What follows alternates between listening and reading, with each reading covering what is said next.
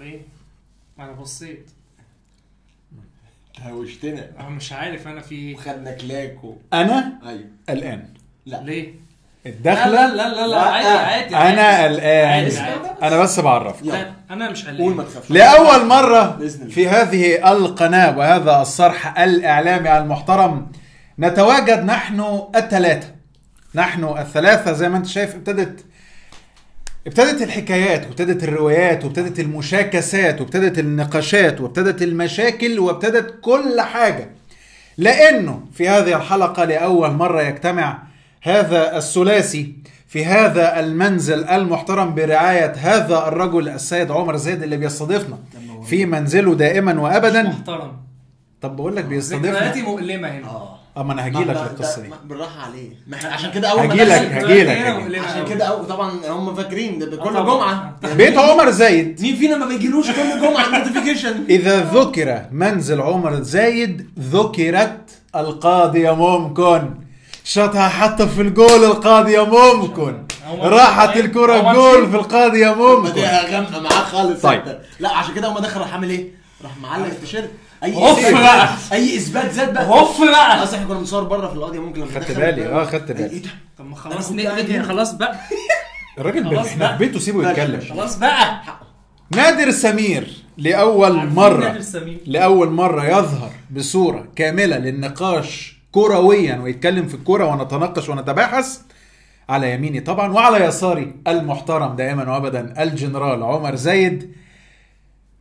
عارفينه بيتكلم في المحليات، بيتكلم في مانشستر يونايتد، بيقاوح، بيشاكس، عنده مشاكل كتير. طيب تسألني سؤال محترم. الناس بتتساءل احنا جايين نعمل ايه؟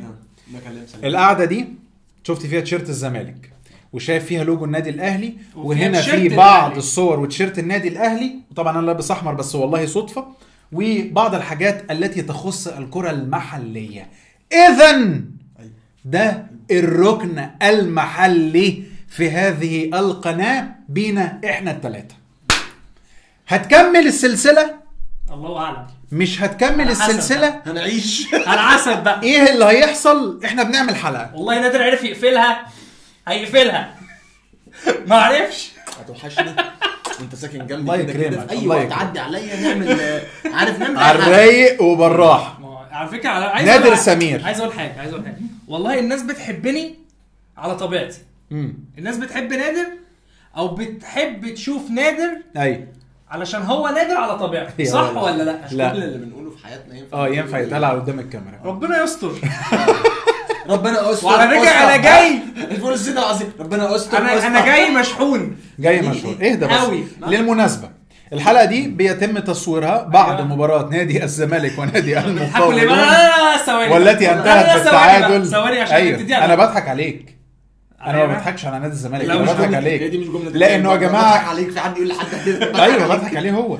لانه انا كنت بتفرج على الماتش مع نادر على القهوه، ونادر لاول مره اتفرج معاه على ماتش زمالك غير الاهلي والزمالك من ساعه ما انا عارفه من 2019.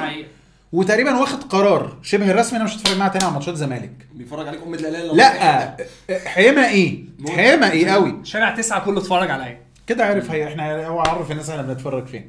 هنغير القهوه. تمام. على بركة الله بإذن الله تبدأ هذه السلسلة، سلسلة الركن المحلي اللي فيها كلام عن النادي الأهلي، عن نادي الزمالك، عن نادي الزمالك، عن النادي الأهلي، عشان عارف ايه الحيكي والميكي واللي هيحصل. محترم يا ابني ان انت خدت بالك من الحتة دي. أشكرك. عندنا كلام على الدوري، عندنا كلام بعد كده ممكن يكون عن بطولة أفريقيا، هنكون موجودين فيما يخص الكرة المصرية وفيما يخص الكرة الأهلاوية والكرة الزملكاوية. شفت عكستها ازاي؟ بالله عليك شفت عكستها ازاي؟ تمام. هي تمام ماشي.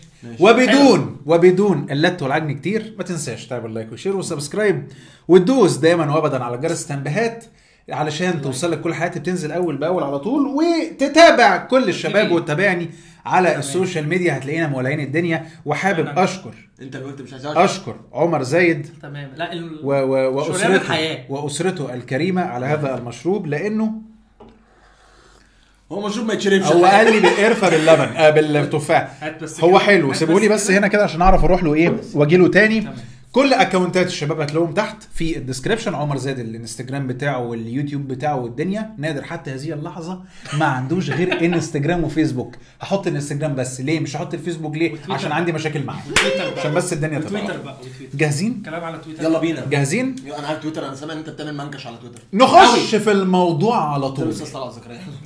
عندنا في هذه الحلقة 3 ملفات. ملف النادي الأهلي ببعض مشتقاته، ملف نادي الزمالك ببعض مشتقاته كتير قوي، وفي الآخر عندنا ملف كده جنرال عن حاجات يعني الكرة المصرية. بالظبط لما أعطل تلحقني بالله. لا عيب عليك. معاك. نبدأ بالنادي الأهلي بطل الدوري وحامل اللقب. طب والله العظيم والله محترم ومش متوقعها منه. ليه لا والله العظيم ما متوقعها منه. معلش بقى انا في حاجة عايز اقولها. كل شوية هيوضح.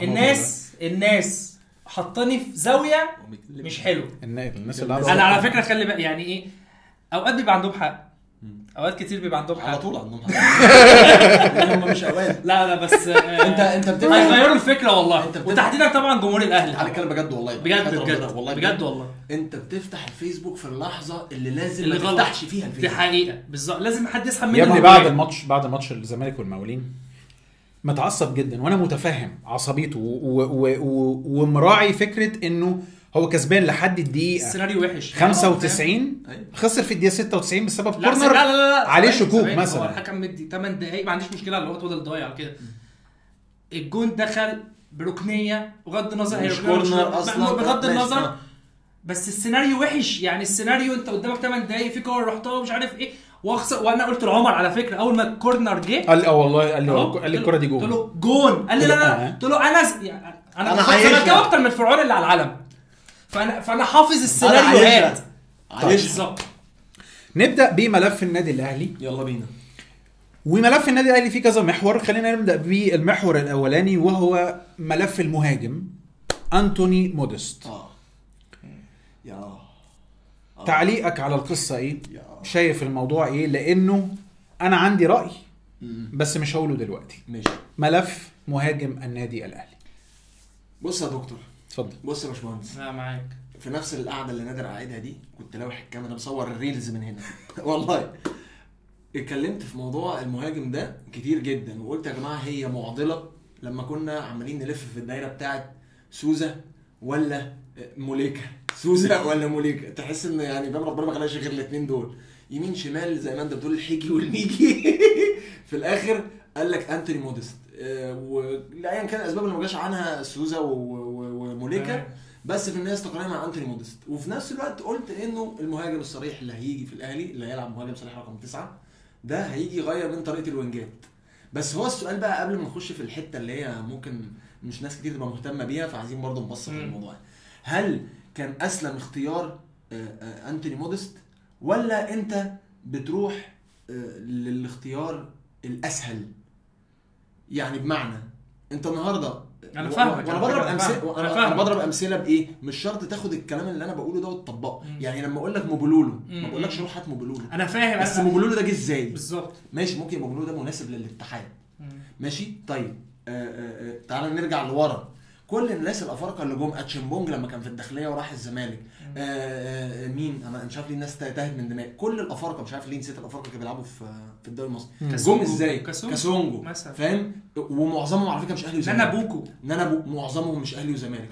الزمالك ممكن يبقى بيجيب افارقه احسن من الاهلي شويه بس برضو الزمالك ايه شويه بيجيب افارقه احسن من الاهلي شويه بس ما بيجيبش افارقه. قصدك لا ما هو افارقه دي اللي هم لعيبه شمال افريقيا. لا افارقه يعني افارقه انا فاهم مين مش شمال افريقيا. لا الزمالك بقى له فتره كبيره.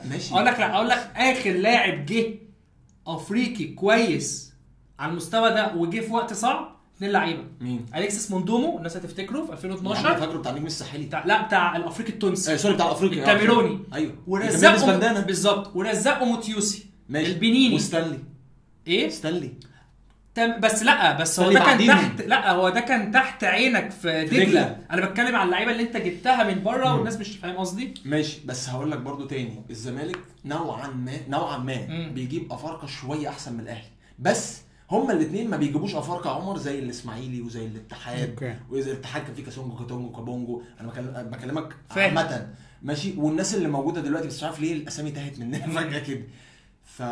ما اعرفش، انا ما اقدرش اقول لك هو وحش ولا حلو لان هو راجل ما هو خلينا نكون صراحه، انت هيبقى صعب دلوقتي تحكم على مودست ماشي، لان انت لسه لازم تديله الفرصه كامله طبعا، ولازم تديله البيئه انه يشتغل، لان انت لسه مش عارف الموضوع هيبقى ماشي ازاي. انا شايف حاجه في موضوع مودست، ماشي، اللعيب بروفايل بتاعه قوي، سي في قوي، مفيش خلاف عليه، تمام، ماشي. مشكله في سنه. انا بالنسبه لي اي لعيب افريقي او اي لعيب اجنبي هيجي مصر هيقعد 2 بالكتير قوي 3. ماشي. علي معلول ده استثناء، ماشي، تمام، يعني علي معلول استثناء ان في لعيب يجدد. حمزه المسلوسي ده استثناء ان هو جدد، وفرجاني ساسي لا لا لا لا، انا بتكلم ان هو جه خلص عقده وجدد وكمل. اللعيب بيجي بيخلص عقده وبيمشي او بيتباع قبل عقده، تمام، دي نقطه. انا بالنسبه لي سنه انا ما يفرقش معايا خالص كسن، تمام، كمشجع. يعني انا لو زمان جاب لعيب عنده 40 سنه بس بيجيب لي اجوان، انا ماليش دعوه بقى بسنه. موافقك. الفكره اللي انت بتتكلم فيها، انا بشوفت ان اداره الاهلي خدت ريسك بايه؟ مرتبه مش قليل، ان كنت ممكن بالمرتب ده تجيب لعيب قوي في دوريات زي الدوري البرتغالي، دوريات زي تمام. هو ده اللي بتكلم فيه. في نقطه بقى، هو خدوا الريسك في حته ايه برضو، دي بحسها يعني انا بحسها ان اداره الاهلي اوقات بتروح للبومينج، ان ده احنا جايبنا مهاجم بروسيا دورتموند. مع يا جماعه الناس برضو في يعني فئه كبيره ما بيدوروش كتير. هو بروسيا دورتموند، هو مودست لعب 29 ماتش مع بروسيا دورتموند، جاب جونين، هو تألقه كله كان مع كولن، ماشي، تمام، ماشي. يعني مع هو كان بيلعب في المانيا وكان متألق، كان بيلعب في كولن وكان بيلعب في فرانكفورت اظن تقريبا او اوكسبورغ حاجه زي كده، بس هو تألقه كله كان مع كولن، تمام. هو راح دورتموند على فكره في الفتره اللي هو راح دورتموند بالظبط، كان بالظبط اتصاب يعني الحمد لله ربنا شفاه ورجع وكده، بس هو كان جاي حل مؤقت مسجل، وبعد كده وبعدين ما كملش. مسجل قلت ايه ليه مسجل؟ طب انت ايه اعتراضك على الصفقه؟ لا انا مش انا الفكره كلها ان هم واخدين ريسك. ايوه، لا لو نجح هيتقال ريسك من ناحيه الفلوس، لا من ناحيه ان هم يجيبوا مودست اللي بالسن ليه. اوكي، هو علشان هو لعب في دورتموند، مش عشان بروفايله، مش عشان اللي هو يعني فاهم. هو لو جبت اللي هو مستواه، هو الفتره الاخيره مستوى قليل. هو طبعا انا بالنسبه لي حتى لو مستوى قليل في دورتموند، اوكي، هو هيجي هنا يبقى اعلى من الكل، ده طبيعي، ده فرق الكره بين السماء والارض، تمام. بس هو انت كنت ممكن تجيب لعيب تاني محدش عارفه يعمل معاك اداء اكبر بكتير ممكن الكل يقدمه. يعني انت عايز تقول انه ريسك والله تألق 50-50. والله اداره الاهلي جابت مهاجم بروسيا دورتموند، فشل في شتيمه، هيبقى هجوم كبير جدا من جمهور الاهلي وهيبقى حقه. لانه خلي بالك برضو من حاجه، انت ملف المهاجم ده كانت الجماهير بتصوت فيه كتير، ايوه، وعماله تصرخ فيه كتير انه النادي الاهلي محتاج مهاجم. مع احترامي طبعا لكل الاسماء اللي كانت موجوده قبل ما نجيب مودست، انا ما بشوفهمش مهاجمين، مش مهاجمين راس حربه صريح. دي حقيقه، ممكن مش احنا اللي بنقول خباك، هو ده الواقع يا جماعه. هو لعبوا فيها محمد شريف، كهربا، الناس دي كلها على عيننا وعلى راسنا وكل حاجه، بس مش من بعد وليد ازارو بتقول يا غربتي. لا هو الفكره في حاجه، الفكره في حاجه دي بقى مشكله في حاجتين. مشكله ان انت ما فيش قطاع ناشئين طبعا طول السنين دي اللي مش عارفه يطلع. موافق جدا. وفي اساسا ندره كبيره في يا جماعه، في ندره في المواهب يا جماعه، ندره. هي ندره دي اخت النادر. سوري يا جماعه، معلش والله انا والله في افهم مفوتهم بس ما قلتهم. يعني دي الطلعه الاولى. عنده ما هو عنده عشانكو، عشان سوري قول وانا نسيت والله. انت كنت عايز تقول ان في ندره يا جماعه. احنا مصطفى محمد ومفيش في مصر. ما انت هتجيب ما انت العين نفسها في مشكله، احنا متفقين ماشي. في مصر بقى اصل احنا قلنا ايه، محمد شريف، كهربا، صلاح محسن، ما هو انت مفيش في مصر حد. بس في الاهلي يعني انا هقول لك مثلا قطاع الناشئين مفيش ماشي، بس ده حل ورا قوي، يعني نرجع أيوة. ورا قوي. انت اصلا فقره اللي حصلت في بيع احمد ياسر ريان وشادي حسين وانك تجيبه، انت كان ممكن مع احترامي بس طبعا مش لو يعني مش الواو يا جماعه. بس احمد، لا انا بقول لك مش بقى يعني، طب مش انا بقول رايي مش اجزام ولا الزام، بس احمد ياسر ريان ان هو كل ما كان يتالق في كل سيراميكا والجونه كان في بوتنشال موت، تمام. انت رحت بعته وهو سنه صغير، رحت جبت شادي حسين عنده 30 سنه، وده مش لا يعيب شادي حسين نفس النقطه، عندي 30 سنه نفس النقطه. لا مش غير كده برضه، مش غير كده. انا برضو في نقطه برضو، ان برضو جزء من برضو في فكره، برضو جزء كده في فكره اداره الاهلي برضو ان هم ايه، اللعيب ده الاهلاوي ابن الثالثه شمال اللي كان بيروح الاستاد من وهو صغير، فانا هجيبه حتى دخلته والانترو برضو الصفقه الجماهيريه اللي الجمهور عايزه علشان، وكان كويس على فكره، كان كويس في سيراميكا جدا، فكان لازم يعني برضو لما تقول لي اكيد عمره ما هتيجي واحد مش كويس. يعني انا بالنسبه لي برضو لا كان لعيب كويس جدا في سيراميكا، فاهم قصدي؟ فهي دي النقطه، بس برضو العين فيها مشكله. طيب اذا ملف مهاجم النادي الاهلي منتظرين ان نشوف موديست هيطلع قماش ولا لا؟ هي سريعا كده بس هو زي ما يعني هو الراجل ده هيجي يشغل الوينجات، هو ده اللي حصل على فكره في ماتش مصري، 4 تجوان ب4 وينجات او بونجين بيرسي ومش شرط الوينجات بس، يعني هو المفروض كمان هو هيشتغل بس اخر حاجه يعني ايه الراجل ده هو انت الاول كنت بتلعب على الكره اللي هتجيلك من الوينج، ان واحد هيلطش لك واحده هيعمل لك حاجه على امل ان كهربا ينكش واحده، محمد شريف ينكش واحده، واحنا نقعد فتقضى في الاخر، فاهم؟ وانه الاسيستات تيجي من الوينجات. اللي هيحصل دلوقتي وده حصل في الماتش المصري ان الاجوان هتيجي من الوينجات، لان الراجل ده هيبتدي بقى ايه، عارف كده. لا هقول لك على حاجه، بحس انه الراجل ده ممكن يجي يلعب دور مش بتاع المهاجم. هو عارف الكلمه دي بتضايقني قوي، كلمه اللي هو الفيرود المحطه. بتودي فين المحطه دي؟ يعني الاتوبيس كام بيعدي في المحطه دي؟ يعني افرض محطه، بس هو غالبا قصه ان هو ينزل يسحب برضه، هو برضه اللي حصل على فكره في ماتش مصري. ماشي، ما هو تاني لسبب يا جماعه ماتش والله انا فاهم مش بستخف امام عاشور، لا بس هو امام عاشور في الماتش المصري ده اللي حصل، الكره الطويله كلها البيرسي تاو هو اللي كان بيسحب انا معاك، انا ضد ده، لان المهاجم اصلا شغلانته تجيب جوان بالظبط. انا بس هي لو فايده على الفريق تمام. انا الفكره في حاجه ان انا شايف ان هو قوي جدا، طويل جدا، هو جسمانيا ولا اليو ديانج جنبه قد كده، هو جسمانيا هيفرق. هو المفروض ان ده مهاجم بوكس. الاوفرات اللي بتبقى بتاعت علي معلول اللي هي مش اللي هي بقى لها كتير مش عارف يعني المفروض ده يعني يحط 50% منها، ده يبقى رقم كبير جدا. هو لكن حته ان هو يلعب بسبب السن وبسبب العامل البدني برضو مش هيبقى في اللي انت بتقوله، مش هيديك لو ده انت هو جاي عشان كده مش هيدي. طيب خلينا نروح للملف الثاني، وده ملف مشترك ما بين الاهلي والزمالك، وهو بدايه الاثنين الموسم ده. يعني انا بتهلوت وايه وابتسمت وبصيت لك لانه على الاقل يعني مش عايز تبص له ليه؟ ما انا هجيله مش عايز تبص هجيله. الاهلي بدأ في افريقيا بخساره السوبر، ماشي، وبعد كده اول مباراه في بطوله الدوري ماشي كسبنا 4 ماشي.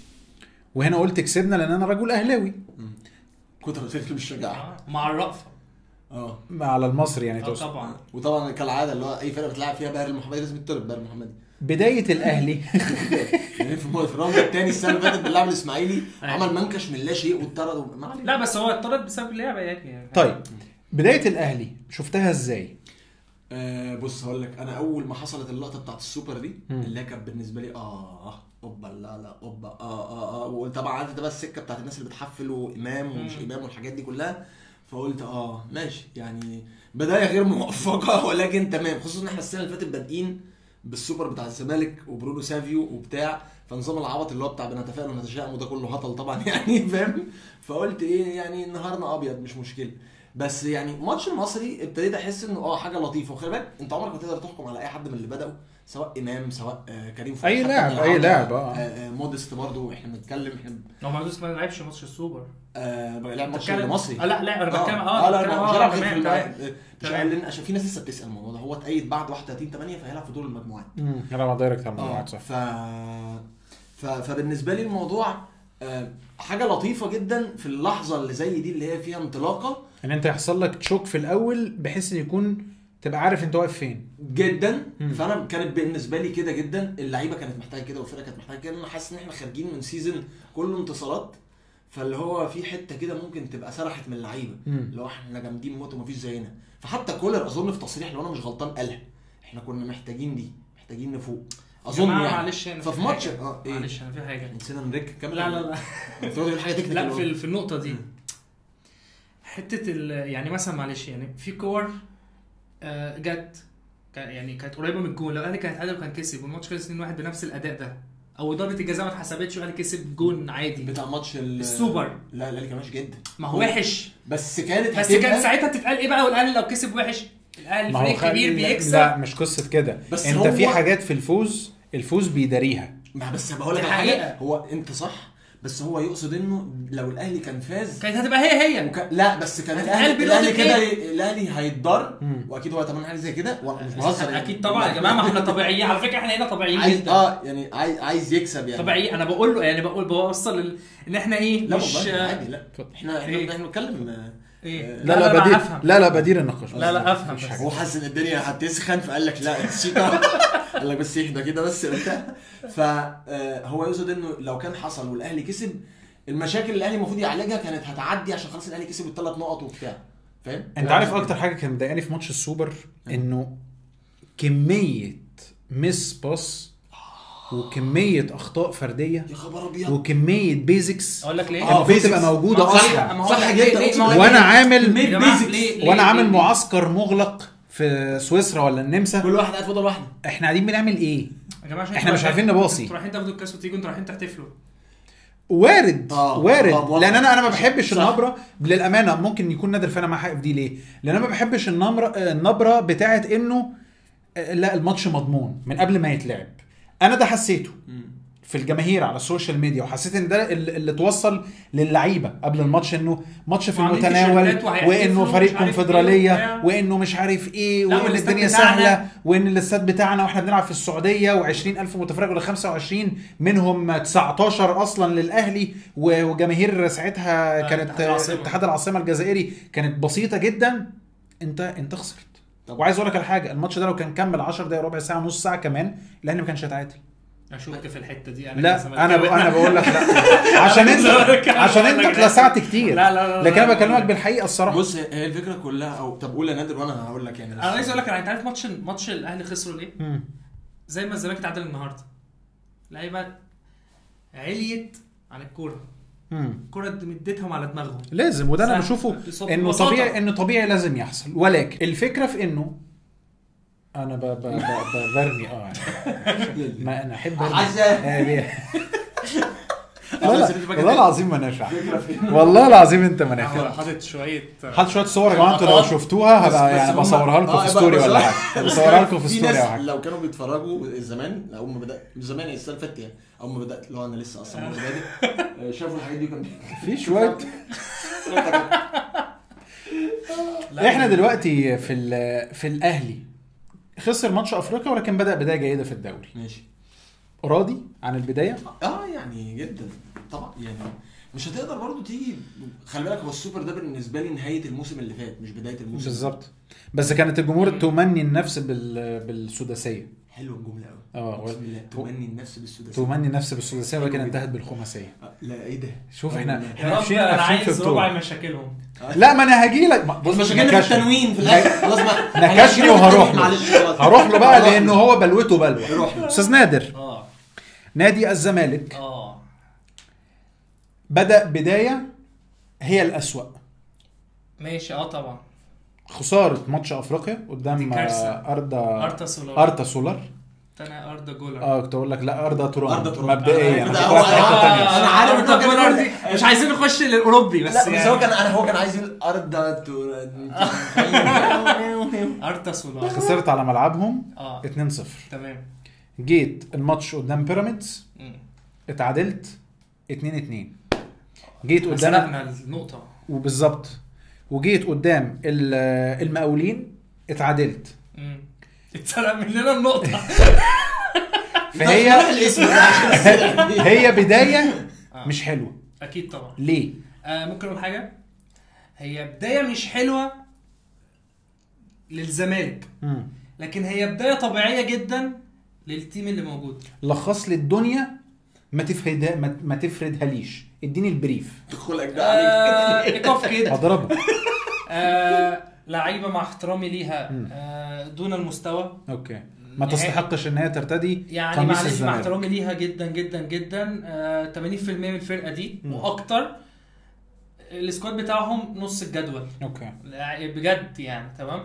هم محظوظين ان هم لحد دلوقتي لسه موجودين في الفريق، محظوظين بايقاف القيد وحاجات كتير جدا. طبعا نادي ما فيهوش مجلس اداره، تخبط كبير جدا، مشاكل ماليه كبيره جدا، وكل تحس ان كل حاجه اي حد عايز اي حاجه من الزمالك يلا دلوقتي، فاهم يعني اتحاد اليد مع اتحاد الباسكت مع مش عارف ايه.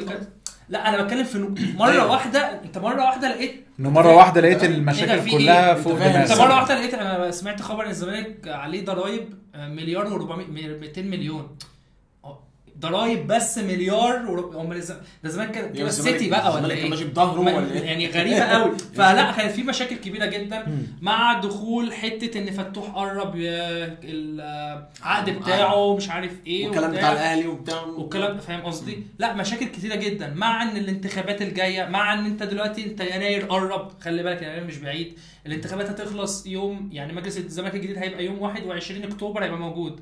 ماشي. عندك في شهر ونص المفروض تفتح قيد، تجدد لفتوح، تجيب مش اقل من 4 لعيبه يقدروا يشيلوا الفرقه يلحقوا الموسم. انا مش طالب، خلي بالك انا مش طالب على فكره، مش طالب داخل الدوري. هو الراجل نفسه سوري بدون قطع كلام، الراجل نفسه قال لك انا مش عايز غير ده من وجهه نظره اللي انا مختلف فيها معاه، يعني انت قدر لما كان بيتكلم على القيد والايقاف، فقال لك انا مش عايز حتى غير 3 لعيبه لعيب في كل. لا هو مش قصده كده، هو مش هو قال لك هو البير مينيمم اللي انا ممكن، يعني لو انت قلت لي طب ايه يعني اقل شيء يعني 3 لعيبه دي حرفيا، انت محتاج مدافع، محتاج لاعب نص ملعب، محتاج مهاجم، الستر والصحه والدعوات، انت لاعب، انت محتاج كتير، لا محتاج كتير بجد. انا شفت سكواد الزمالك في ماتش بيراميدز وانت لا اله الا الله محمد رسول الله. لا ما هو النهارده واحنا بنتفرج بصراحه في ماتش المقاولين، انا قاعد جنب نادر بس مين دول؟ يعني في لعيبه فعلا انا ما اعرفهاش. يعني لا صعب جدا، صعب جدا. والناس بقى انا بقى في مشكله، انا سوري مقتنع بيه تماما. أوكي. مدرب كبير جدا ومدرب سي في محترم جدا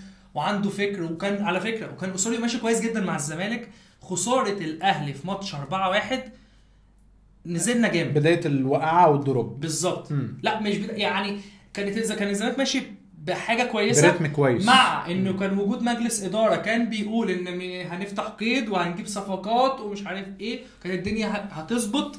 ماتش الاربعه وسيناريو الماتش، جول في اول ثانيه وجول في اخر الماتش وجول في الحاجات دي كلها وقعت الدنيا اكتر. مع الدوري خلص، عايز اعمل معسكر، مفيش معسكر، نعمل في اكتوبر، مفيش فلوس، مفيش لعيبه، مفيش مجلس اداره اصلا، والراجل لحد دلوقتي مستحمل وقاعد ومكمل تمام. والراجل جاله عروض على فكره، يعني الراجل جاله عروض من امريكا الجنوبيه وامريكا الشماليه لانه معروف جدا هناك، كولومبي بلاده، مدرب منتخب المكسيك كاس العالم 2018 يعني حاجه برضو اسم كبير. السي في بتاعه سي في هو قوي تمام. هو عايز يعمل حاجه وانا محترم ده جدا فيه، ان هو كل لما يتكلم انا عايز اكمل مع الزمالك، عايز اعمل حاجه هنا في المنطقه، يعني عايز يكتب انجاز ليه. انت عارف اكتر حاجه لفتت نظري في ماتش المقاولين بالذات، كميه الضغوطات اللي انا حاسس ان هي محطوطه عليه. طبعا هو مسؤول عن كل حاجه، والناس لانه لما جه الجون واتلغى، بس هو بيقول لك ان هو كان والدته تعبانه وكان بس في الاول وفي الاخر برضه ضغوطات. لا هو مش عيط، لا هو ما عيطش، بس هو في ضغوطات محطوطه على اوسوريو بشكل كبير جدا. فانت مع الجون مع اللقطه مع شكل الكاميرا لما جت عليه بيبين لك قد ايه فعلا هو مضغوط. انا عايز اقول لك على حاجه معلش، يعني انا يعني واحد زي ده ومش من بلدك ومش من المنطقه ومن حته تانية خالص وعايز يكمل معاك، وكل لحد دلوقتي عايز يكمل معاك، ما طب ده ينفع؟ طب ده ينفع؟ وقمت كمان وسبت الكاميرا وعملت ده ينفع؟ ايه ده؟ مفيش اي حاجه، مفيش اي حاجه. اتفضل يا بيك، اقعد كمل يا بيك، اتفضل. مع احترامي للناس انا لسه اول مره، معلش مش واخد على الكاميرا ومش فاهم التصوير ماشي ازاي. كمل يا باشا. انا كنت بقول ايه على اوسوريو؟ انا واحد زي ده ما احترمهوش، لازم احترمه، لازم اشوفه فوق دماغي. يا جماعه في لعيبه في النادي هي ما عندهاش الاحساس ده دلوقتي. يعني معلش، يعني ماتش النهارده كعوب وترقيص وبيروحوا على انفرادات 4-1 وبيضيعوها ومش عارف. يا جماعه احنا فالحين في حاجه، اصل احنا بنعمل كده وبنعمل كده. طب انا النتيجه ايه؟ طيب ده هيخليني ان اسالك سؤال، انه الحل ايه؟ هو الحل ان احنا نزق الدنيا لحد يعني ربنا يستر في ماتش يوم السبت، وما اعرفش لو يوم السبت ولا جمعه، لحد تخيل اللي احنا فيه يعني ماتش ارتسرور ده سبت ولا جمعه ما اعرفش. اخر حاجه انت متخيل، واحنا النهارده ايه اخر حاجه؟ احنا في تصوير الحلقه يوم الاثنين اخر حاجه السبت 30 المفروض. ما تتخيل اللي احنا فيه يعني الحد اللي هو امبارح ده كان 24. اوكي ما هو السبت هيبقى وافق 30. ما هو ما تعرف يعني ربنا يستر على الماتش ده. انت خسران 2-0 المفروض تكسب 3 واكتر. بصراحه يعني مش عايز جمهور الزمالك يزعل مني او نادر يزعل مني او يعني خلينا اقولها لكم صراحه هو صعب الزمالك يعدي. تخيل لان الزمالك محتاج يجيب 3 اجوان. الزمالك هيكسب. الزمالك هيكسب الماتش هيكسب بس هل هيكسب ويعدي ولا ممكن يكسب؟ لا عايز اقول لك على حاجه يكسب 3-1 انت بالظبط. انت لو دخل فيك جون نهاها هي دي المشكله وانت عندك اخطاء. وبعدين حتى كمان اتفرج على يعني اول مره بصراحه اتفرج على الزمالك من فتره واقعد واتابع الزمالك بيلعب من غير راس حرب. مفيش حد اصلا يخلص اللعيبه ما بتبصيش لبقى في حاجه غلط. ما بيلعبش من غير هو الزمالك بيلعب من غير مراكز كتير يعني الزمالك بيلعب من غير جون من غير مدافع من غير باك يمين. لا في قصور ومشاكل كبيره جدا يعني في مشاكل كتير. هو الحل ايه؟ ان احنا ربنا يسترها معانا ونزق الدنيا لحد ما يجي مجلس جديد. وبتمنى ان هو يبقى مجلس كامل محدش يدخل عليه. هنيجي الملف الانتخابات عشان ما تزنقش الاثنين في بعض. تمام ما تصيعش. لا انا بس بقول لك ان زق لحد يناير المفروض مع الاداره الجديده الوضع يستقر اكيد يعني انا طيب. بس برضه مش هيحصل فجاه لازم ما طبيعي مش الاداره هتيجي النهارده بكره الدنيا بامبي طبيعي بس هتدي انا بتوقع يعني وده عاده الزمالك او مش عاده الزمالك بس يعني عامه لما الاستقرار بيحصل اللعيبه مثلا بتحس انه ايه ده بقى في اداره هناخد فلوسنا. ما هي دي اللقطه اللعيبه نفسها عارف اللعيبه اللي مكمله دلوقتي ده يعمل مع اللعيبه هو انا هقبض الشهر الجاي هينزل الدنيا. بس في حاجات برضو صغيره يا جماعه ايه علاقه انا تمام بس انا رايح انفراد ما اجيبه جون واخلص الماتش. لا بس اقول لك على حاجه والله العظيم يعني برضو في حاجات يعني انا هقول لك على مستفزه للجمهور. هقول لك على سكيل صغير جدا والله العظيم انا كنت بلعب كوره بس ما كنتش بلعب في نادي قمه ماشي والله ما بهرج.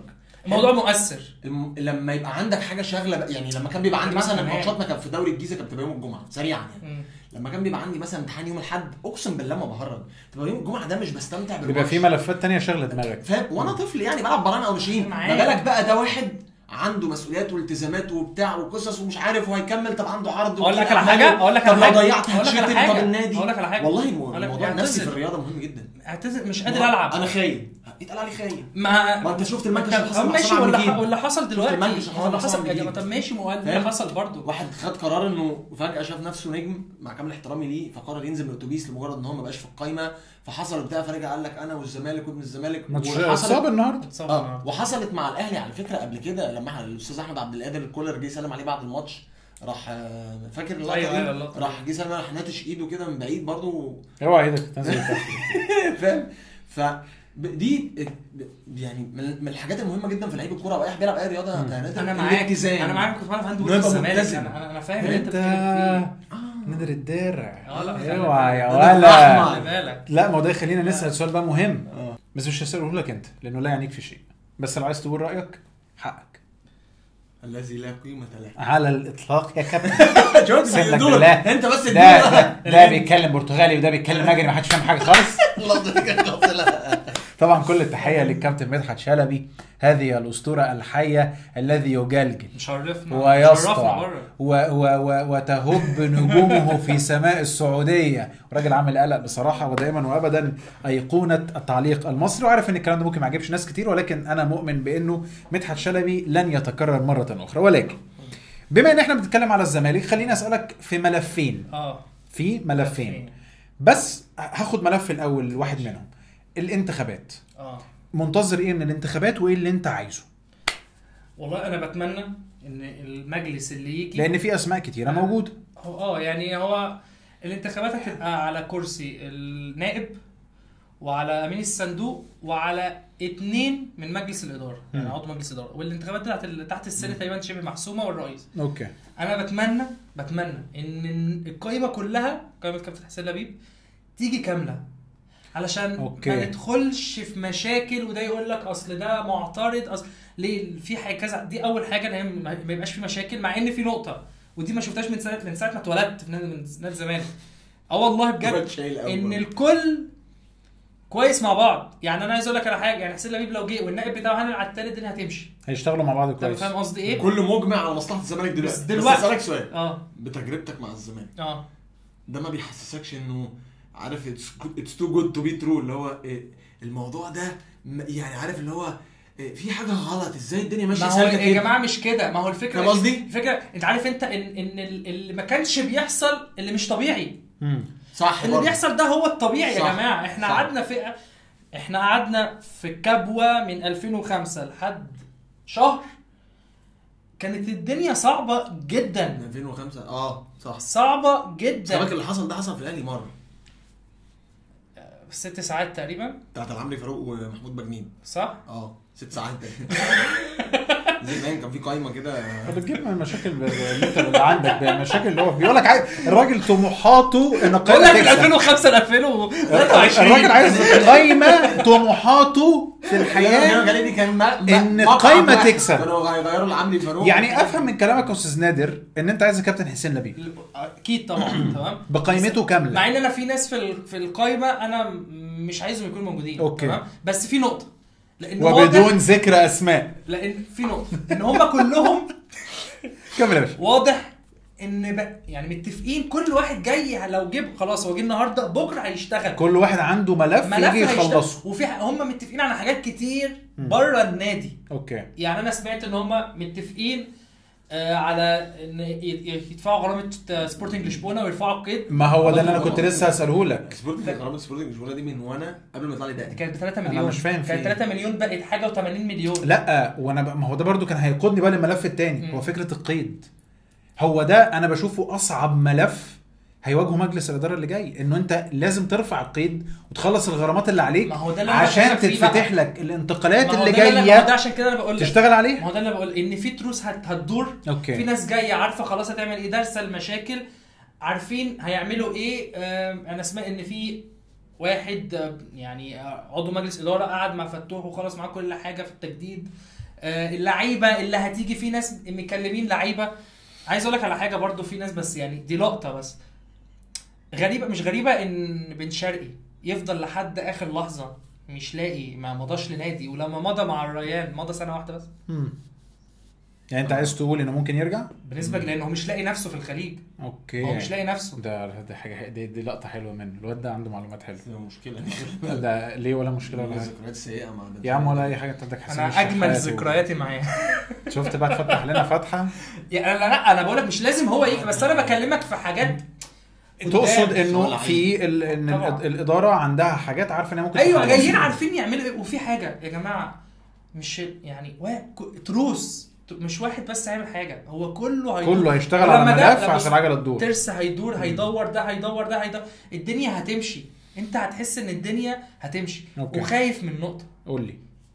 المجلس يجي يوم 21 اكتوبر، يوم 22 اكتوبر حد يرفع قضيه، في شهر يطعن بقى في الانتخابات، شهر 11 المجلس يتحل، شهر 12 يتعين لجنه وندخل في نفس يا جماعه. اسوريو ده قعد مع رئيس النادي السابق، بعد كده قعد مع واحد اتعين لجنه، بعديها بيومين اتعين مع واحد تاني، بعديها قعد مع رئيس محتمل. اشتغل انا مع مين دلوقتي اللي هو يا جماعه؟ ما هو يعني يا جماعه نادي ازاي المفروض في الاجواء دي ينافس ويلعب كوره ويلعب هاند بول؟ هو بلا شك مفيش استقرار. خلي بالك ده مفيش استقرار فني، ده خلي بالك ده كوره، مفيش في كوارث في الهاند بول. لا ده الهاند بول كوارث في الباسكت. هو انا عندي معلومه في الهاند بول، قول لي صح ولا غلط، ان هو ان الزمالك مش احتمال ما يسافرش اصلا يلعب لا هو مش احتمال، هو بنسبه 99% مش مسافر بطوله افريقيا لانه معهوش مفيش فلوس يسافر بيها. صح المعلومه دي صح؟ اللي هو ايه البطوله اداره بطوله افريقيا انت تكسبها عشان تلعب سوبر افريقيا، عشان تلعب كاس عالم الانديه. الزمالك واخد كاس الكؤوس اللي كانت من صاله الاهلي،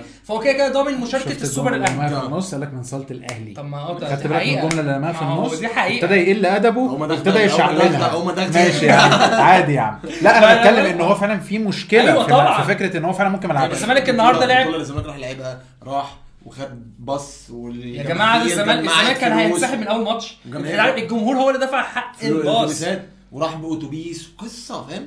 وطبيعي انه يخسر في النهايه يعني. طبيعي. بص طول ما انت بص، انا عجبني المثال اللي انت قلته بتاع انت عندك ماتش يوم الجمعه وعندك امتحان يوم الاحد.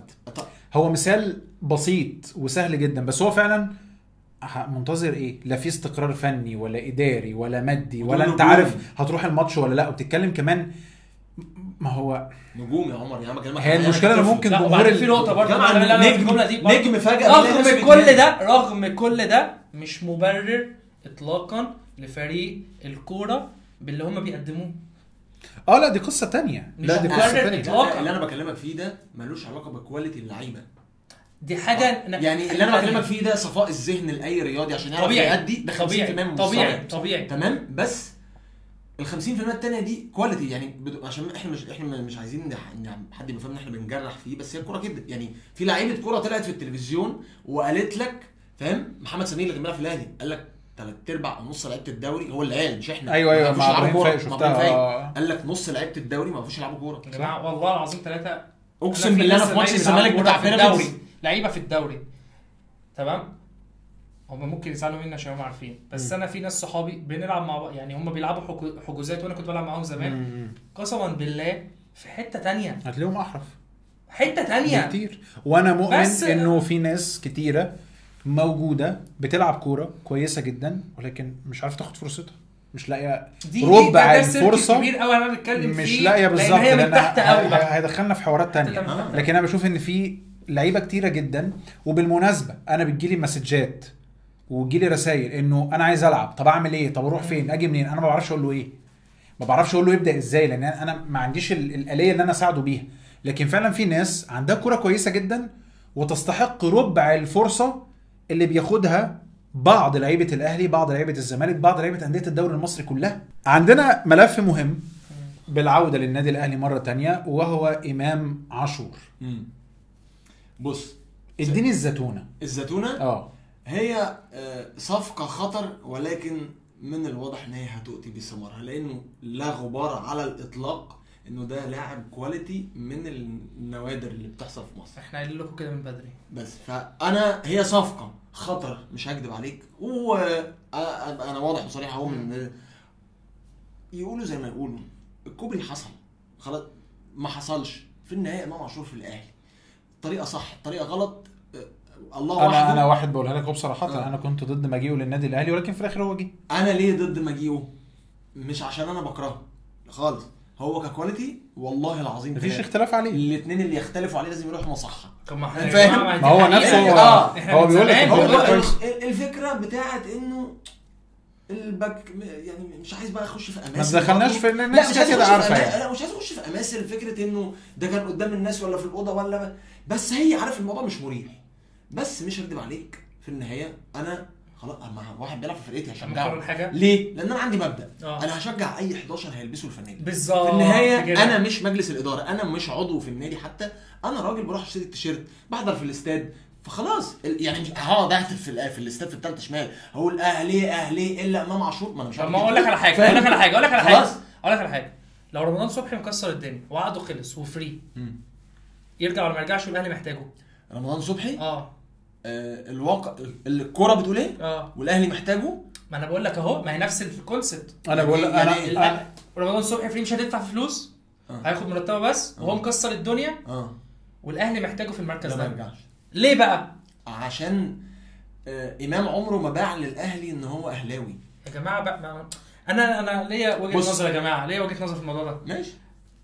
مبادئ مش مبادئ يا جماعه، دي شعارات بنروجها تمام. بس اقول لك على حاجه، بس اقول لك على حاجه. انا ده منطقي تمام. انا مصلحتي فين؟ بس انت كمين؟ انا كلاعب كمشجع يعني؟ وانا مش زعلان من رمضان. انا كمشجع على فكره خلي بالك. ليه عشان لا كمشجع انا مش زعلان من رمضان، بس علاقتي يمكن انتهت. لكن انا حضرت السوبر في الامارات على فكره، وحضرت السوبر لا ما كانش كنا احنا في الرجاء انا وانت مروان، وحضرت نهائي الكاس في الاستاد على فكره. انا مش هشغل بالي بيك. انا مش معترض على اللي رمضان عمله ولا على اللي عبد الله السعيد عمله تمام، بس انا خلاص علاقتي بيك انتهت. انا الفكره يعني كلها ليه تجزيء؟ يعني انا لا هقف عليك ولا هقف على عبد الله. ليه تجزيء الحته دي؟ انا دي النقطه اللي بتكلم فيها. لا مش تجزيء. يعني اقول لك على حاجه، عبد الله السعيد مضى للزمالك. تجزيء في ايه؟ عبد الله السعيد مضى للزمالك واحمد فتحي كان جاي من العمره يمضي للزمالك تمام. هنا عبد الله اتذبح واحمد فتحي قعد. ليه؟ تمم. دي نقطه، عشان ده مضى وده ما مضاش. سكه ودغري، سيبك من اللي قبل وبعد. رد عليك، خش في سكه ودغري، رد عليك. طب انا ليه الحته دي؟ ليه؟ انا بقول لك الواقع.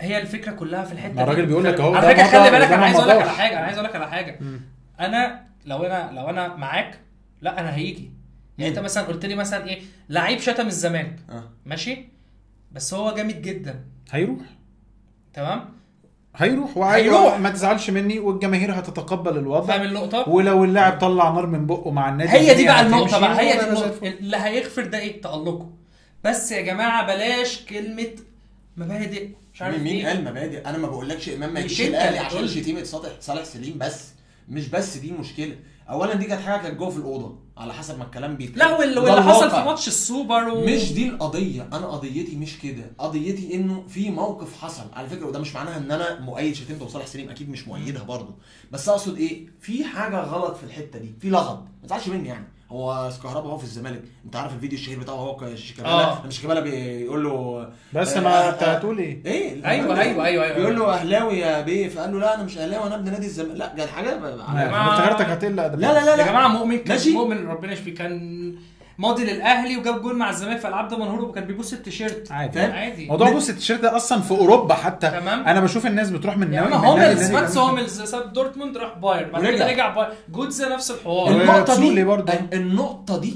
النقطه دي انا ما عنديش بالعكس انا شايف ان النقطه دي في مصر احنا مش متعودين عليها بس انت طبعا غير طبع اوروبا انا مثلا على سبيل المثال في الحته بتاعت رمضان صبحي لما مشي انا ما عنديش مشكله شكرا بس ما كان الفكره حاجه ولا قالب عليه ولا زعلان بس على فكره لا انا بس في نقطه بقى لا في نقطه هنا ممكن نكسر الدنيا مع الزمالك ماشي تمام وفي ميتلاند على فكره لعب ماتشين لا بس هو كان مكسر الدنيا مع الزمالك يا جماعه الفتره اللي قعد فيها مع الزمالك كميه الحفاوه اللي خدها من الاعلام الماتشين اللي عملهم مع الاهلي وخلي بالك انا بقول لك اهو انا موافقك وعارف انت مش ده لسه ما قدمش حاجه تمام طبيعي ما خدش 5% من الحفاوه اللي خدها في ماتشين انت فاهم النقطه يعني اللي هو هيتنجم بص انا بس عايز اقول لك حاجه هو هيتنجم لو هو ادى في ارض الملعب ما هو طب ما انا بقول لك ما اداش انا بقول لك اهو ما اداش في ارض الملعب لا مش هتبرر له عشان ما تبانش ان هي صفقه صح نفس الحوار اللي هيحصل مع موديست يا جماعه مش هتبرر له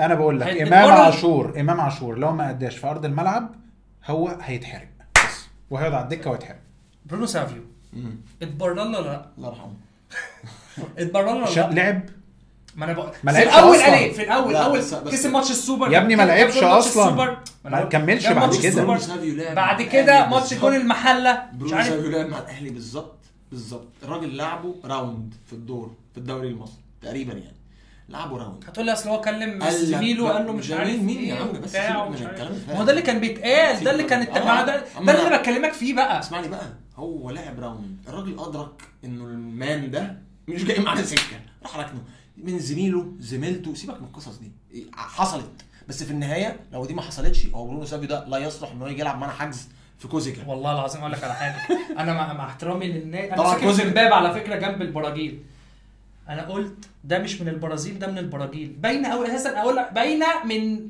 ده انا بشوف في حته قصه البرازيلي ده احنا ما بنعرفش نجيب حد من لا قصه البرازيل او امريكا اللاتينيه زي كينو بالظبط ده افضل صفقه وافضل خامه الدوري المصري ادفع هيجي طيب بالكلام على امام عاشور هنشوف الدنيا رايحه لفين وهنشوف مستواه هيأدي لايه وهنشوف الجماهير في الاول وفي الاخر هتتعامل مع الملف ده ازاي سواء جماهير الاهلي او الزمالك. طيب هيقول جدا انا بقول لك الملف الاخير قبل ما نروح للملف المجمع بتاعنا هسألك واديني في دقيقه ماذا تنتظر من موسم نادي الزمالك؟ ايوه حقه مفيد فوز هنا ولا لا في ايه يا استاذ ما انا لو قلت هلفط لا غلط ماذا تنتظر من نادي الزمالك في الموسم الحالي؟ ايه اللي انت نفسك فيه بس شايف ان ممكن يحصل عكسه؟ لان انا لامح ده في عينيك لو انا غلطان قول لي. لا طبعا انا نفسي نزق الدنيا يعني ربنا يحصل بس تخيل ان احنا بنقول على التا السرار نكسبه 3 يا رب يحصل. مقاولين العرب كسبوا 8 على فكره من سنتين او 3 انا عايز اقول لك على حاجه يعني. تخيل ان انا وصلت للمرحله دي تمام يا رب يحصل يعني نعدي الدور ده عشان يبقى فيها كده انا كده تاخد نفسك شويه. انا الدوري رامي توبته من بدري وانا قايل لكم الكلام ده بيني وبينكم يعني أوكي. انا عايز بس ان احنا نبقى في اول 4 أوكي. لان احنا السكواد بتاعنا 7 8 الدوري بالكتير تمام ولو دعمنا احنا عندنا 2 هو زيزو وفتوح الباقي كله مع احترامي ليهم كلهم في لعيبه كتير جدا في الدوري اللي هم وسيف اعلى. زيزو فتح سيف الجزيري. اوكي. يعني افهم من كلامك ان انت طموحي توب 4 ده لو ما عملناش حاجه في يناير، لو ما دعمتش في لو دعمت في يناير برضو الدوري مش ماشي. انت كده شايل الدوري من حساباتك. صعب نفس طويل وعايز حد مختلف والكلام زي فريرا كده يعمل حاجات تانية. ماشي بس عشان انا بسيطر عليه. بص انت بتسحبنا ليه؟ كمل. عامل له البوم كمل. تمام. لو دعمنا بصراحه، لو دعمنا جيب مجلس محترم ومفيش مشاكل وجاب صفقات، انا طمعان في الكونفدراليه لسبب انا عارف الناس هتقول بس ده لا، بس ده لو عديت ارتا سولار. ما انا لا، ده انا بقول لك ده انا لو جه مجلس وفكرنا كده وجبنا صفقات ده احنا بعد ارتا سولار نمنا وحلمنا وصحينا تمام. لان سبب الكونفدراليه السنه دي وانا عارف ان في زمالكاويه يزعلوا مني من اللي انا اقوله، اقل من المتوسط. انديه كتيره جدا مش موجوده، يعني اتحاد العاصمه تقريبا هيخبط في الفتح حاجه زي كده، الفتح المغربي حاجه زي. انا شايف ان انت عندك فرصه جوهريه يطلعوا بعض يعني. وبرده معلش يعني مع احترام على فكره الجمهور الاهلي اتضايق من اتحاد العاصمه، لان اتحاد العاصمه تقريبا يعني مركز 12 على الدوري. لا مش ما انا لا انا بقول لك كفرقه على المستوى البعيد هل هتيجي ولا لا. نهضه بركان كده معروفه يعني. اوكي. نهضه بركان دي عارف عامله زي ايه؟ ايوه اشبيليه كده على طول موجوده حاجه العب معاك حقيقي. تحيه لاخواتنا في المغرب بس يعني كفايه نهضه بركان في الكونفدراليه. عايزين انا جايين عشان اعدي مرحله الصور بقى زي ما تحبني اعدي بقى، عايز اخش في المرحله بعدين. فالبطوله لو دعمنا فيها ليه بقى؟ لانها هتفتح لك سوبر افريقيا، هتفتح لك مشاركه في دوري الابطال، تبدا بعد كده في بدايه الموسم الجديد الدنيا استقرت. بس اختم معاك في الجزئيه دي، ده مش هيحصل بدون استقرار اداري. بالظبط، ده بعد يوم واحد لا هو بعد يوم السبت الجاي لو سبت او جمعه على حسب الماتش، ويوم 21/10 نشوف مين مجلس الاداره. طيب الاهلي ماذا تتوقع وتتمنى الموسم ده وشايف ايه اللي ممكن يحصل في دقيقه؟ افريقيا ده مبدئيا. اوكي. افريقيا. انت عايز افريقيا تاني؟ افريقيا. اوكي. انا مش هتكلم بقى. ثم افريقيا. سيبوني انا اللي اهلاوي بقول لك سيبوني يعني انت بجح قوي بامانه يا عم. انا بقول انا معاك بجد والله. افريقيا ماشي. تمام. والدوري مش هكدب عليك، اكيد جوه اداره الاهلي عارفين ان الزمالك عنده مشكله. تاخدها مني وممكن الناس تزعل مني او تتضايق. الاهلي عنده مشكله في الدوري؟ لا، في الاهلي عنده فرصه جوهريه ينهي الموسم ده بدري. جدا. لا عشان كده بقول لك انا مختلف معاك. عشان كده بقول لك ايه يعني هو المشكله العقبه اللي هتواجهك مش زي السيزون اللي فات شويه. بيراميدز فيوتشر، الحاجات اللي هي الماتشات اللي دمها تقيل دي مش دي اللي هتوقع الاهلي. اللي هتوقع الاهلي لو دول هياخدوا الدوري اللي هيوقع الاهلي نفسه، فاهم بقى؟ مثلا التراخي بقى بتاع ان هو حاسس ان المنافس الدائم والابدي ليه بعافيه، فهيبتدي بقى ايه مش عارف ايه مرقع يجرب يعمل. فممكن بدل ما الاهلي زي ما انت بتقول والواقع ان هو ينهي الدوري مثلا في نصه، لا ممكن ينهيه في 3/4. بس انا شايف انه افريقيا انت رقم 1 بالنسبه لك. افريقيا 2 الدوري. موت افريقيا ودوري. بعدين بنشوف متوقع ان الاهلي يحقق افريقيا ولا لا بسرعه؟ ما تفكرش، يبقى ما تتمناش حاجه انت مش متوقع عشان ما اعرفش. حاسس ان هي تبقى اصعب طبعا، لان انت كل سنه عليك اللود والبريشر انك تحافظ على اللقب. انت من لما خسرت من الوداد كان عندك تارجت انك تعوض، فما عوضتش، فرحت تاني فكان عندك تارجت تعوض فعوضت، فعايز تحافظ على اللقب وعايز تكسر رقم كاس العالم للانديه. انت النهارده بيتكلم الاهلي عايز يلعب السيتي في السيمي فاينل والفاينل ومش عارف ونسي اتحاد جده. الطموحات انا بقول لك الطموحات ايوه ده طبيعي. بس انا ما بروحش في الحته دي لان انا ممكن ابقى عقلاني شويه مع نفسي وما احبش الحته دي، ما احبش اتكلم فيها مع الناس لان الناس تقول عليا متشائم وبتاع كده، فاهم؟ بس حق طبيعي ومشروع للناس اللي بتحلم ان يلعب السيتي في الفاينل طبيعي. بس في النهايه كل سنه الاهلي الموضوع بيصعب عليه عشان بيبقى عايز يعلي على نفسه، يعلي. السنه دي يقول لك انا عايز ابقى تاني كاس عالم، يجي السنه الجايه تهفف في دماغه انا اسف يعني يقول لك عايز اخد كاس العالم ولا انا عايز اقول لك على حاجه بالجوارديولا مش ناقص اهم بقى. انا عايز اقول لك على حاجه مش عارف، انا بحس ان المواسم دي بتبقى صعبه.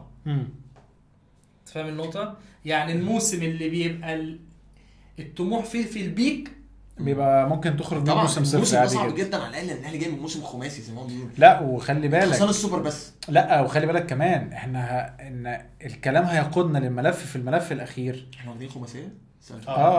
لا الملف كمان هياخد اللي احنا بنتكلم فيه ده هيقودنا لجزئيه تانية، وهو حجم البطولات اصلا اللي الاهلي هيشارك فيها. ما هو ده اللي انا قلت لما انا قلت الاهلي هو اللي هيوقع نفسه. يبقى انا فهمت كده وجهه نظرك في توقعاتك وامنياتك اسعاف هو في ايه؟ توقعاتك وامنياتك للاهلي وتوقعاتك وامنياتك للزمالك. لو انا هتسالني سريعا عن توقعاتي وامنياتي برضو للاهلي اكيد هنسالك طبعا. اتمنى انه يكون في افريقيا. حاسس ان الموضوع صعب، حاسس ان ملف الدوري اسهل بكتير عن افريقيا، مش حاسس ان هيكون في افريقيا. وعندي تساؤل هو ايه اللي ممكن يحصل مع كولر لو الاهلي خسر افريقيا او وقع في الدوري وبتاع. لكن مش هنجاوب دلوقتي، سيبها لحلقات اخرى. دي واحده نيكست على الMBC بالله عليك عشان قريبا على الMBC 2. ايه رايك يا حلو؟ عجبك؟ الله يكرمك، الله يخليك. ممكن تعمل في الاخر الحلقه بتاعت في الحلقات في الحلقات القادمه. طيب انا ونادر بنتي بعض روسيه مثلا وانت يا بابا عيني. طيب الملف الاخير ويعني لضيق الوقت هنلم الدنيا. احنا ممكن نقول جزء في الحلقات الجايه. رابطه الانديه اعلنت بدايه الدوري في الحفله اللي كان فيها القرعه والتفاصيل دي كلها، ورئيس رابطه الانديه المهندس احمد دياب طلع وقال انه الدوري هينتهي المفروض 20/7 اخر 7 يعني في شهر 7، بس ما حددش سنه كام. ده موضوع مهم برضه. هو قال لك بغض النظر ولكن الحته دي منسوب فوجئت الكوميديا هيعلى فيها قوي. منسوب الكوميديا حالا خطر هيعلى فجاه. فانا فوجئت. بعديها قابلت عمر زايد، كان عندنا تصوير فكان موجود عند مروان وبساله، لقيت نادر بكلمه وبيقول لي انا بقى تحمست بصراحه لبدايه الدوري وبتاع. قال لي ده الاهلي متاجل له الماتش الاولاني في قدام المصري بسبب مشاركته الافريقيه، وكذلك الزمالك متاجل له ماتش بيراميدز بسبب مشاركته الافريقيه. طيب بداناها كده. انا بقى عندي تساؤل وعندي علامه استفهام. ازاي انا هنهي شهر 7؟ ويمكن انتوا بقى تشاركوني في النقاش ده، انه ازاي انا هنهي شهر 7 وانا عندي كميه بطولات السنه دي عكس السنين اللي فاتت. تعالى نلعب لعبه بقى، كل واحد يقول واحده، النادي يقول واحده وانت تقول واحده. ماشي. عندنا الدوري وافريقيا 2. اي افريقيا كاس حلو. انت جايب لنا الدوري الافريقي بتاع الاهلي، السوبر ليج يعني. ماشي. طب ما عندك دوري ابطال افريقيا، كاس عالم للانديه 5 غير كاس مصر القديم. كاس مصر القديم يبقى كاس مصر الجديد، وكاس الرابطه يبقى كاس الرابطه، كاس النخبه. ده قصه ثانيه. كاس النخبه ده موضوع ثاني. كاس النخبه ده في عركه هتحصل. صدق وتؤمن بالله. انا ما عارف ايه كاس النخبه ده. احسبه 9 معانا يعني البطوله 9. السوبر في نسخته المعدله زي السوبر الاسباني 4 فرق والجو ده. بس على حاجه في منكش بقى يحصل. في منكش جاي فيه بقى لو الزمالك وصل فاينل الكاس وجي مجلس اداره. لو الزمالك كسب الكاس تمام. لا ده عايز حلقه لوحده. وجي مجلس اداره الزمالك عشان عايز بقى انا هلعب. ما هو بطوله جديده. الزمالك بتطبق عليه العقوبه بتاعت السوبر بتاعت الامارات اللي انا رحت وكسبت. عارف انا وشي مع الاهلي. الله اكبر عليه. وعند مروان يشرب. الله اكبر عليه. ده منكش تاني. 9 بطولات اهو. في حاجه احنا ناسينهم؟ اكيد بقى يقولوا لنا في الكومنتات. ما عشان كده لو في حاجه احنا ناسينهم قولوا لنا في الكومنتات. 9 بطولات. الكاس الجديد والكاس القديم هيشارك فيها الاهلي والزمالك ومنتخب، واللي هم بالمناسبه قوام منتخب مصر. واللي بالمناسبه منتخب مصر زي ما قال عمر زايد ونادر عندنا كاس افريقيا في كوت ديفوار يناير الجاي بالظبط. ايه شهر 7 ايه؟ هو زي ما نادر قال لك فعلا والله مبارك هو اعظم حاجه. والله لو ختمت بالافيه ده والله هو ما قالش سنه كام شهر. والله بس هو ما قالش سنه كام. بص هي ايه هي ترى هي اشياء لا تشترى. انا فعلا اقدر تماما عمل يعني رابطه الانديه وان هي بتحاول، بس في الحقيقه انا مش قادر اتفهم احنا هننهي الموسم ازاي للامانه. ويمكن اكون مخطئ ويمكن نادر يكون فاهم غلط، يمكن يكون عمر ايه ده في ايه. المشكله ان احنا فاهمين صح يا عم. بقول ممكن يبقى فاهمين غلط، وضحوا لنا اشرحوا لنا. هي بص عشان والله احنا في النهايه بنتكلم للمصلحه العامه، عايزين نبقى في احسن حته. اكيد طبعا. تمام. القصه كلها انه انا بالنسبه لي دي محاولات من اجل ان اسمها مسكنات. فاهم. فزي ما كنا بنتكلم بره تيجوا يا اخوانا كده نفتح البلاعه فاهم، وناخد بقى اللي يطلع منها نستقبله. انا عايز اقول لك على حاجه، انت هتتاجل كميه ماتشات طبعا في الدوري. انا عايز اقول لك على حاجه الاهلي بسم الله الرحمن الرحيم ماتش سيراميكا كليوباترا اتاجل. مع ان في حاجه معلش يعني والله هتتفهم ان انا زمالك عشان زملكاوي. لا يا جماعه الاهلي طب ما يلعب يعني ماتش مثلا ماتش يلعب بالسيراميكا الفول تيم، وماتش سان جورج يلعب بالسكند تيم. الاهلي مش هيخسر 4. بالنسبه لسان جورج الاهلي هيلعب ماتشين، هو لعب ماتش. ايوه عشان لعب الثاني. على فكره انت كسبان الاهلي كده كسبان 3-0 في اثيوبيا على الورق. ايوه فاهم. فالاهلي مش هيخسر 4 يا جماعه، والفريق الفريق تعبان كمان. نمشي الدنيا. هو السؤال بس هنا انا نسيت والله بتقول ايه، بس انا بتكلم في انه مش منطقي انه البطوله او الدوري ينتهي شهر 7. ده استحاله. افتكرت السؤال الاول. ايوه افتكرت بسرعه قبل ما تنساه. هو انت عارف ان القرعه اللي اتعملت على حد علمي، ولو انا غلطان الناس صححني، اتعملت على اول 10 ماتشات بس في الدوري؟ لا هم حطوا الاسابيع كلها. اسابيع مين اللي اتحطت كلها؟ انا شفت يا ابني لما حطوا القرعه حطوا الاسابيع كلها. حطوا ماتش الزمالك والاهلي وبتاع، بعد كده اجلوه ل 25 مش 10 ماتشات. انا شايف الاهلي وبيراميدز. هو اتعمل لحد شهر 2. الاهلي وبيراميدز في لحد الاسبوع ال 14. طيب ماشي محطوط مش اول 10 ماتشات. ايوه 10 اسابيع يعني قصدي، سوري مش 10 ماتشات، اول 10 اسابيع بس. انت لا مش كده، انت قصدك على الدور الاول يعني الدوري مش كامل. ده اللي اقصده. ما هو الدوري مش كامل، القرعه اللي اتعملت ما هو ده ممكن احنا نوصل. احنا ده اللي اقصده يعني بغض النظر عن الارقام. احنا عملنا راوند واحد. هل احنا ممكن نوصل لمرحله الدوري ما يكملش الموسم ده؟ لا صعبه، لان كان اقول لك على حاجه. يبقى انت مش هتخلصه شهر 7. هو مش هيخلص، يبقى هيروح لشهر 9. ما هو هيخلص شهر 9 ونفضل في الدايره دي. يبقى مش هنخلص، لانه كان لازم من الاخر كان الحل اللي بيتقال ده ان الدوري يتقسم 2. كان لازم يتعمل عشان ترجع تصلح، يا تلعب دور من الدوري. هو عبث من مجموعه واحده، دوري من دور واحد، من دور واحد مجموعه واحده. دور واحد قصدي، او تلعب دوري مجموعتين. مجموعتين عبث. بس عشان ترجع تاني، بس لازم عشان يعني ترجع تاني تبقى مع الانديه مع الدوريات الثانيه. الدوري السعودي بيبدا مع الدوريات الاوروبيه بعدها باسبوع. بتتكلم على الدوريات الاوروبيه، بتتكلم على الدوريات الطبيعيه ليها مواعيد محدده. طول ما احنا ماشيين بالطريقه دي انا شايف ان الوضع هيبقى غلط. الجزئيه الاخيره واللي هعلق عليها ونختم هذه الحلقه الاولى، وهو فكره البث بتاع الدوري. انا ما عنديش اعتراض على اي حاجه غير حاجه واحده، الشكل بتاع الانديه اللي بيتكتب فوق هنا كده على الشمال بالانجليزي. براحتكم، انا ما عنديش مشكله مع التطوير والله، بس انا عندي مشكله مع حاجه واحده بس، ان الاختصارات غلط. انا ما اعرفش الاهلي ASS. لا مكتوب الاهلي AFC، الاهلي ASC. دي جزئيه ينخلي الاختصارات العاديه. يعني الاهلي بالانجليزي اخليه اهلي AHY، اي يعني ابقى فاهم ان ده الاهلي.